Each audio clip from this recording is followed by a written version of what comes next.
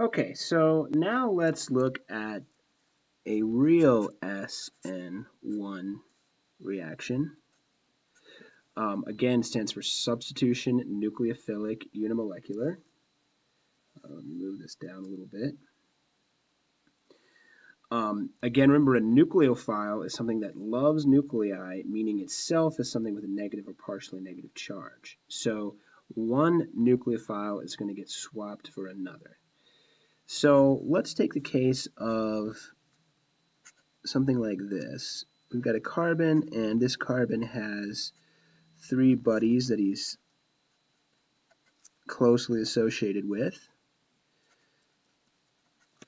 And then attached to this carbon is a nucleophile, is bromine. And let's just say there's another nucleophile, hydroxide, right here, and that has a -1 charge. Slide that over a little bit. So we've got a bond right here, and perhaps this bond could break, and perhaps this hydroxide would like to join in the fun over here and be bonded to this carbon. Well, this hydroxide is going to have some problems. Just like our young lady in the last example, this hydroxide is not going to be able to reach in to get at this carbon.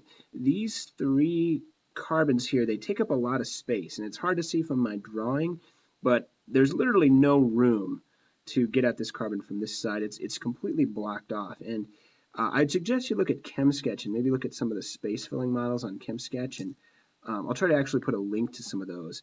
But it really is impossible for the hydroxide to access this carbon. What it has to do is it has to wait for the bromine to leave on its own. And that's exactly what's going to happen.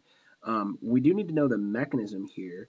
So what's going to happen is in step 1, this is step 1, the bromine is going to leave on its own. This is going to be heterolytic fission. So that bond is going to break. And it's going to leave us with a carbocation.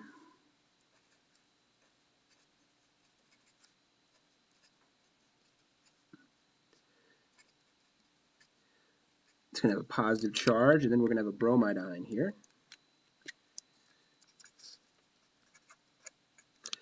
So now this leaves an opportunity here for the hydroxide to actually come in. I'm going to draw the hydroxide again over here. And so that's going to be the step 2. And then what we're going to have is a new molecule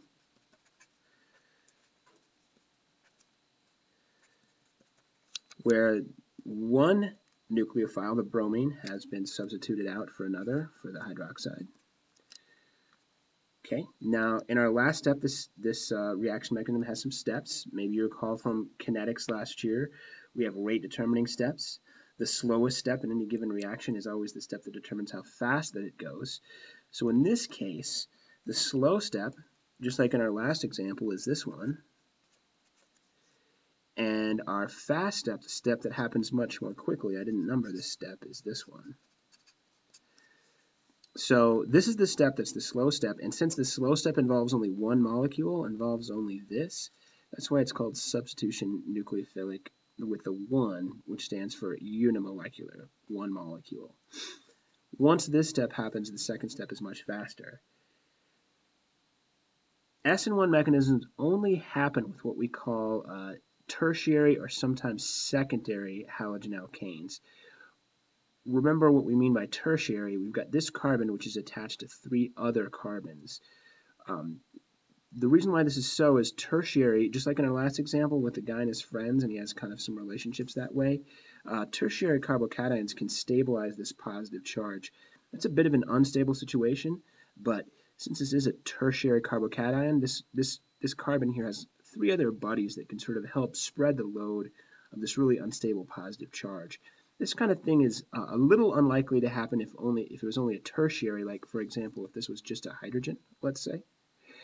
If this was only secondary, this process is a little less likely to happen. And if it's only primary, if all of these were carbons, hydrogens rather, for example, these were all hydrogens and it was primary, like in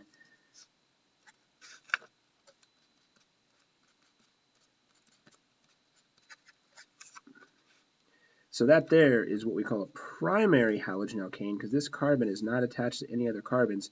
This bromine would be very unlikely to leave on its own, so that mechanism would not happen this way. It would happen another way that we'll get to later.